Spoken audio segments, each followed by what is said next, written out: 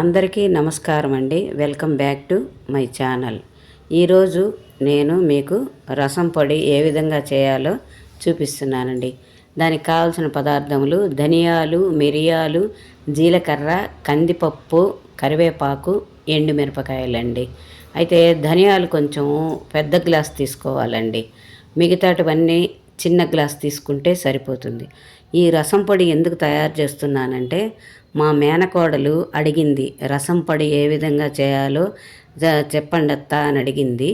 అందుకని నేను ఈ రసం పొడి తయారు చేస్తున్నాను. ఈ రసం పొడి చేయడం కొంతమందికి తెలిసే ఉంటుందండి, ఎందుకంటే ఒక్కొక్కళ్ళు ఒక్కొక్క రకంగా చేసుకుంటారు. నేను ఏ విధంగా చేసుకుంటానో ఇప్పుడు మీకు చెప్తున్నాను. ఫస్ట్ ధనియాలు వేయించుకోవాలి. అయితే ధనియాలు పెద్ద గ్లాస్ తీసుకోవాలండి. ధనియాలు మాత్రం కొంచెం ఎక్కువ క్వాంటిటీయే తీసుకోవాలి. మిగతాటివన్నీ మిరియాలు, జీలకర్ర, కందిపప్పు ఇవంతా చిన్న గ్లాస్తో తీసుకోవచ్చు. కరివేపాకు కూడా ఒక గ్లాసు తీసుకోవచ్చు. ఎండుమిరపకాయలు అయితే మనకు ఎక్కువ ఘాటు కావాలంటే కొంచెం ఎక్కువ క్వాంటిటీలో మిరపకాయలు, మిరియాలు తీసుకోవచ్చు. లేదు మేమంత ఘాటు వేసుకోలేమంటే కొంచెం తగ్గించుకోవచ్చు అనమాట. అయితే నేనైతే ఈ విధంగా చేస్తాను. చాలా బాగుంటుందండి. అసలు మనం రసం పెడితే కూడా గుమగుమలాడుతుంది. చాలా బాగుంటుంది, చాలా రుచికరంగా ఉంటుంది. ఇప్పుడు ధనియాలు వేయించేసాను కదా, కందిపప్పు వేయిస్తున్నాను. కొంచెం పప్పుకి వేగడానికి ఒక 1 or 2 minutes పడుతుందండి. మిగతాటివన్నిటికీ ఎక్కువ టైం పట్టదు. ఈ యొక్క కందిపప్పుకి మాత్రమే కొంచెం 1 or 2 minutes పడుతుందండి. అయితే ఇదంతా మొత్తం వేయించుకోవడానికి ఒక 5 minutesలోనే మొత్తం మనం వేయించేసుకోవచ్చు. ఇప్పుడు చూడండి, మిరియాలు వేస్తున్నాను. చిన్న గ్లాసే మిరియాలు వేస్తున్నాను. ధనియాలు, కందిపప్పు వేరువేరుగా వేయించుకోవాలి.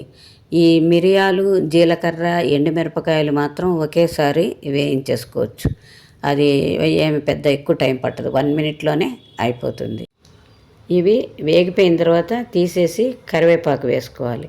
కరివేపాకుకి ఆ బాణలి వేడికే కరివేపాకు వేగిపోతుంది. దీనికి ఒక్క చుక్క కూడా నూనె వేయని అవసరం లేదండి. కొంతమంది వేయించకుండానే చేసుకుంటారు. నేనైతే ఈ విధంగా వేయించి చేస్తానండి. ఇప్పుడు ఇవన్నీ వేగిపోయాయి కదా, ఇవన్నీ తీసి మనము ఒక ప్లేట్లో వేసుకోవాలి.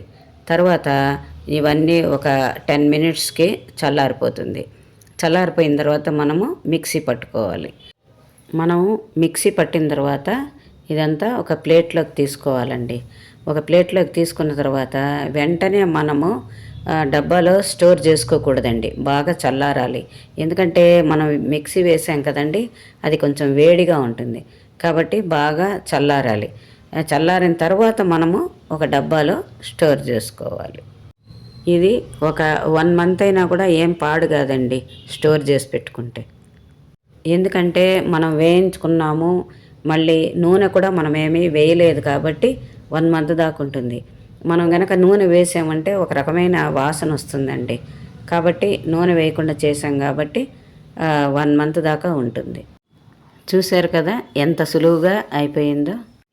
ఈసారి నుండి మీరు కూడా బయట కొనకుండా నేను చెప్పిన విధంగా ట్రై చేయండి. చాలా బాగుంటుంది. ఎలా వచ్చిందో నాకు కామెంట్లో చెప్పండి. ఇలాంటి మరిన్ని రుచికరమైన వంటల కోసం నా ఛానల్ని సబ్స్క్రైబ్ చేసుకోవటం మర్చిపోకండి. Thanks for watching.